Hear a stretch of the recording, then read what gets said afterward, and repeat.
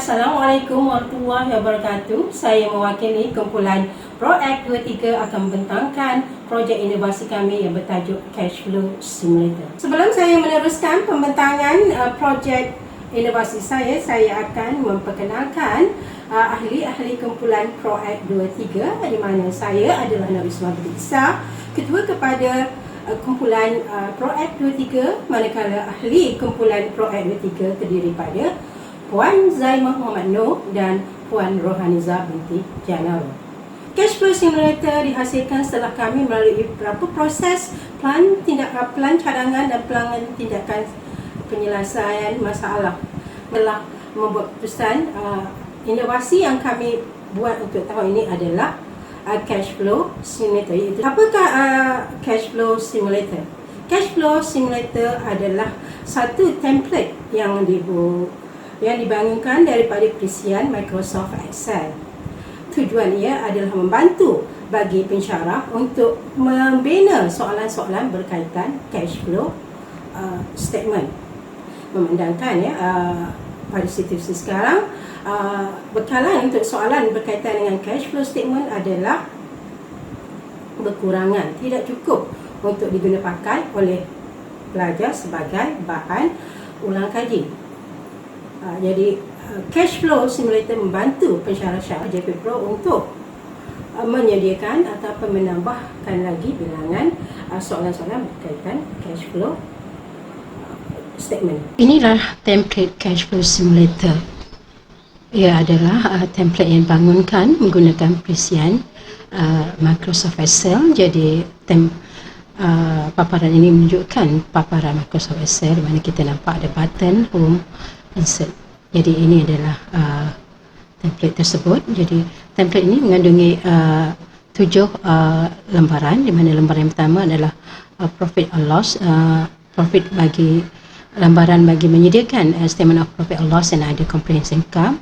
Manakala untuk halaman kedua adalah halaman untuk menyediakan statement of financial position bagi tahun 2 tahun yang berterutan. Manakala ini adalah urus niaga atau adjustment yang berlaku pada tahun kewangan bagi mendapatkan nilai cash yang dibayar ataupun diterima.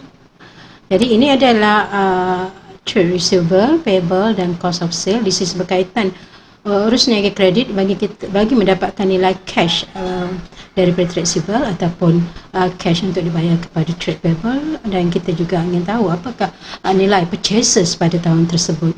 Manakala ini adalah urus niaga, apabila kita telah masukkan figure-figure pada lembaran 4 lembaran ini, maka nilai cash ini akan berubah. Jadi balance ini kita dapati daripada balance daripada tahun sebelumnya, yang manakala yang balance CD ini adalah daripada tahun berikut. Inilah figure yang kita hendak, di mana jawapan akhir budak mesti jawapan akhir pelajar mesti sama dengan figure yang ini, dan ini adalah urus niaga melibatkan pelupusan nengkara aset, di mana tapi ini juga termasuk dalam tajuk cash flow. Jadi ini memberi kesan kepada perubahan cash kepada company. Ini adalah statement yang harus pelajar jawab nanti. Inilah bentuknya. Jadi kalau kita lihat nilai cash dekat sini, negatif 468 ni bermaksud ini adalah cash yang terlebih pakai. Jadi figure ini adalah selari dengan figure cash yang ini, iaitu 468 sebelah sini. Jadi bila ni balik carry down dia, balance carry down sebelah debit, bermaksud dia ada balance brought down di sebelah kiri, ini adalah overdraft. Bagi statement of financial position bagi tahun current year, kita akan dapati bank overdraft sama figure. Jadi semua angka-angka ini mengguna link daripada Microsoft Excel. Dia ditransfer dari satu lembaran ke satu lembaran, untuk di mana akhirnya nilai cash ini didapat di sini.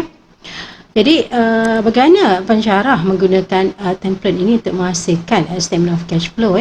Jadi di sini kita dapat yang pertama, ini adalah template statement of profit and loss and other comprehensive income ya. Jadi apa yang perlu pensyarah hanyalah isi ya angka-angka di ruangan yang putih ni ya, manakala yang ruangan lain adalah ruangan yang dilindungi, tidak boleh diusik ya. Jadi pensyarah hanya perlu masukkan pada figure-figure sini. Bagi pensyarah-pensyarah financial account atau pensyarah-pensyarah yang mengajar SCCA, mereka tahu apa figure yang harus dimasukkan ya. Jadi pengetahuan sedia ada, mereka membantu mereka menyediakan soalan di sini dan mereka harus comply dengan konsep-konsep persamaan perakaunan. Jadi saya tunjukkan di sini ya kesan perubahan jika kita ubah figure-figure.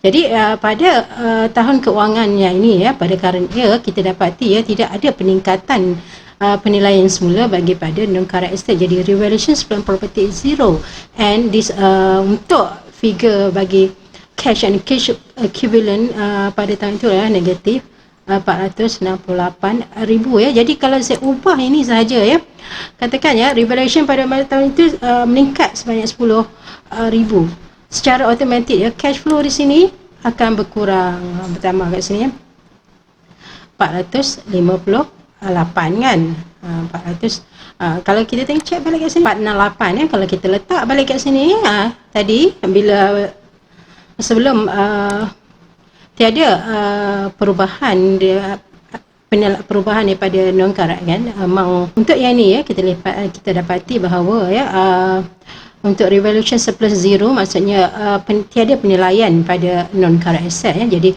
pada ketika ini kita dapati ya nilai cash flow, nilai cash pada tahun keuangan tersebut adalah negatif 468. Sekiranya ya kita masukkan ada peningkatan ya di sini sebanyak 10,000, jadi cash flow di sini telah berkurang ya. Dia maksudnya dia punya nilai overdraft telah berkurang.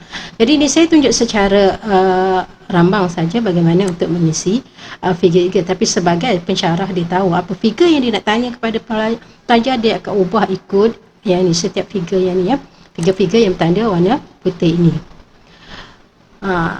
Jadi ya ni kita tengok dekat sini ya. Jadi jawapan yang kita harapkan ya kepada pelajar, inilah jawapan dia ya. Okey, ini adalah contoh soalan SCCA yang sebenar ya. Apabila kita telah menyiapkan jawapan daripada template cash flow simulator, just kita template sajalah statement of profit and loss and other comprehensive income daripada lembaran tadi, masukkan di sini. Dan juga untuk statement of financial position daripada lembaran tadi, daripada template cash flow simulator tadi, ada 2 tahun dekat sini, just masuk. And in nota di sini adalah berkaitan perubahan non-current asset dari segi sama ada revaluation ataupun berlakunya pelupusan bagi non-current asset, juga jika ada perubahan dari segi income tax payment dekat sini ya. Jadi pelajar perlu menyiapkan soalan ni, pelajar kena menyiapkan statement of cash flow mengikut standard International Accounting Standard 7 ya. Jadi jawapan pelajar inilah dia ya. Ini mengikut format CBE ya. Dia pelajar akan letak, kalau ikut format CBE dia di atas talian ya. Ini adalah format yang diberikan. Ini adalah impact terhadap inovasi cash flow simulator.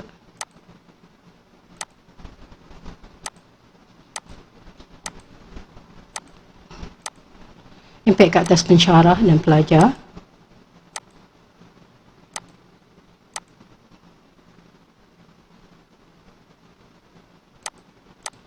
Manakala nilai tambah di mana soalan-soalan boleh disimpan secara maya dan boleh dibawa bila-bila masa. Manakala kesan jangka panjang, kesepahaman kepada Jabatan dan Pembangunan adalah seperti ini ya. Peningkatan idea-idea pemberdayaan ICT mengikuti perkembangan teknologi ICT yang terkini, meningkat prestasi organisasi dan produktiviti, penjabatan kos dari segi pengurusan alat tulis, meneruskan kesan jangka panjang terhadap ahli kumpulan ProAct, pencambahan idea, kepimpinan, kerjasama, kreativiti, pengetahuan, disiplin dan minat. Dan kepada JB Pro, perkembangan mereka selaris ya. Jadi pelajar ini akan menjadi pesaing budaya saing, kreativiti, bermotivasi selaras dengan falsafah pendidikan negara, iaitu ke arah perkembangkan lagi potensi individu secara menyeluruh dan bersepadu untuk mewujudkan insan seimbang dan harmonis dari segi intelek, rohani, emosi dan jasmani. Jadi cash flow simulator ini telah dipertandingkan di pertandingan Universiti KMS 1 dekat peringkat kebangsaan pada 29 Februari 2020 di College Matrikulasi Selangor. Kami mendapat pingat perak. Jadi secara kesimpulannya, dengan wujudnya dengan penghasilan cash flow ini beri satu nilai tambah kepada kami ahli-ahli ProAct, di mana ia beri satu keyakinan untuk meneruskan lagi projek-projek inovasi untuk masa-masa akan datang. Sekian, terima kasih.